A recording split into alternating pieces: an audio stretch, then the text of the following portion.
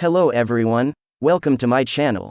Friends, before going into the details of the war, don't forget to like the video, subscribe to my channel and turn on the notification bell.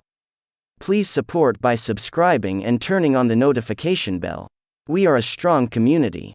More than 5,000 sailors received the documents to leave Ukraine. More than 5,000 sailors received the documents to leave Ukraine October 21st, 2022 to 11/25. The Shipping Administration continues to issue seafarers with documents that allow them to cross the border to go to work. More than 5,000 Ukrainian sailors have already received documents for departure, the Shipping Administration reports. In total, almost 10,000 users are registered in the system. In full, this document is called Confirmation of Receipt of the Copies of Educational and Qualification Documents.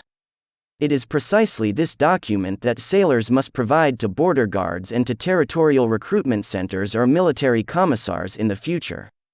The document is valid for only 30 days. The problem is that now in the centers of assembly and training, the seamen still did not receive the necessary permits for departure.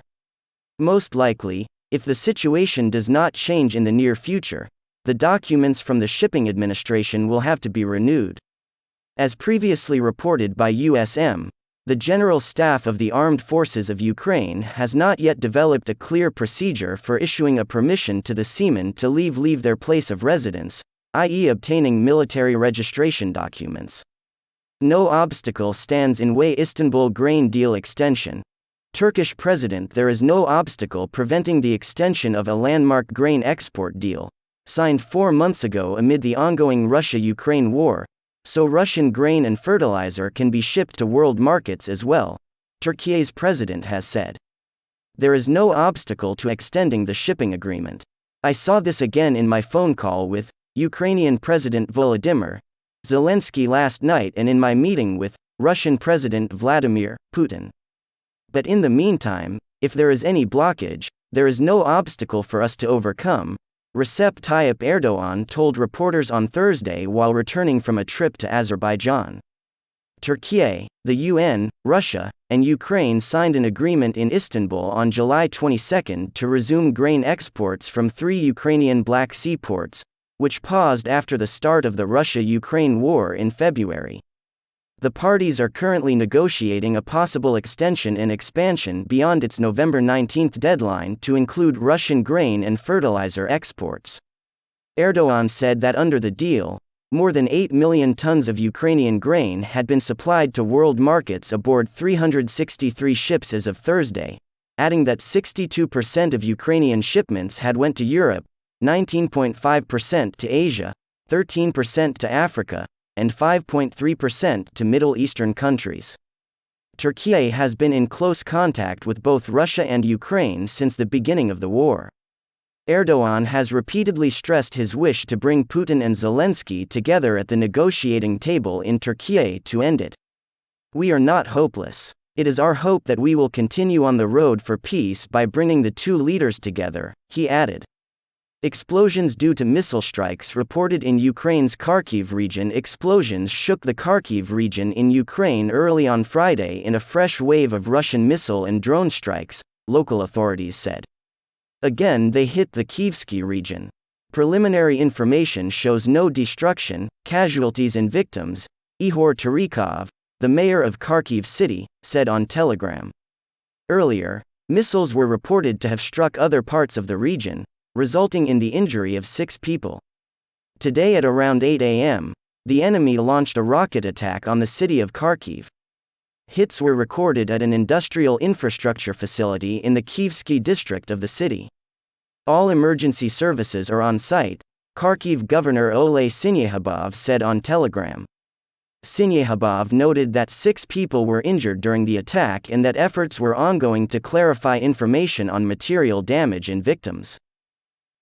He added that the cities of Kupiansk and Vovchansk, as well as settlements in the Kupiansk, Chowiv, Kharkiv, and Bohodukiv districts, were shelled by Russian forces on Thursday. Amid the strikes, air alerts were sounded in the capital Kyiv and the Mykolaiv, Kirovohrad, Cherkasy, and Poltava regions on Thursday. provincial governors issued warnings through messages published on Telegram, urging locals to take shelter. Russia planning mass withdrawal to avoid devastating rout in Ukraine. ISW Russia likely plans a mass withdrawal from vulnerable positions in the southern Kherson region to avoid a devastating rout in Ukraine, a U.S. think tank has assessed, amid Kyiv's advance in its counteroffensive. As Moscow anticipates imminent Ukrainian advances in Kherson, it is likely setting conditions to remove military and occupation elements along the western bank of the Dnieper River, according to the Institute for the Study of War, ISW.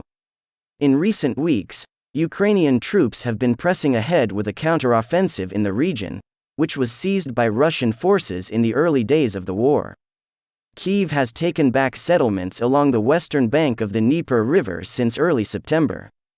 Newsweek newsletter sign up greater than. Meanwhile, Russian officials and hosts and guests on Russian state TV appear to be preparing citizens for bad news amid Kyiv's intensifying counteroffensive. Kherson residents and pro-Russian officials began to leave Kherson on Wednesday, with authorities saying that they plan to transport about 50,000 to 60,000 people to the east bank of the Dnieper River within a week. Citing unverified reports from Telegram accounts based in Kherson City, the ISW said that Russian forces disbanded and looted a fire station in the city, and ferried fire trucks, stolen civilian cars, and other miscellaneous household items across the Dnieper River to Ola Pristan, another city in the Kherson region. The ISW noted that the Ukrainian service of Radio Free Europe, Radio Liberty, also reported on Thursday that Russian forces are now moving military equipment from the west bank to the east bank of the Dnieper River in the face of recent Ukrainian advances. Newsweek subscription offers greater than the outlet published satellite imagery that appears to show a Russian cargo ferry traveling across the Dnieper River from Kozyask, located on the west bank, to Nova Kakhovka, on the east bank.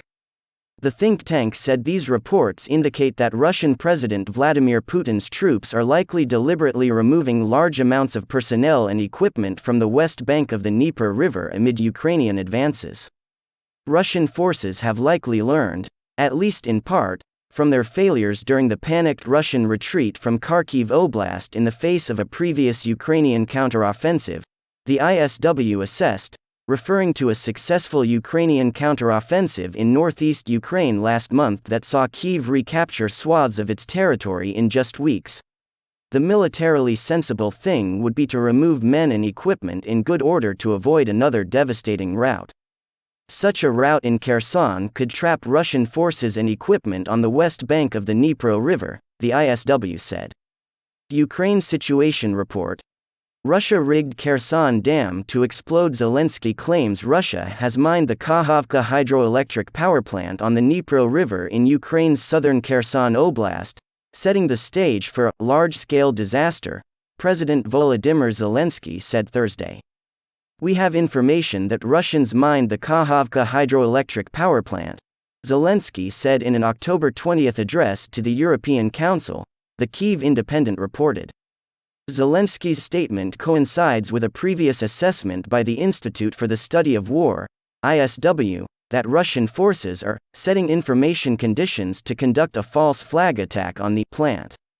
The Russian military may believe that breaching the dam could cover their retreat from the right bank of the Dnieper River and prevent or delay Ukrainian advances across the river. Thanks for watching. Don't forget to like the video and subscribe to my channel. See you in the next video.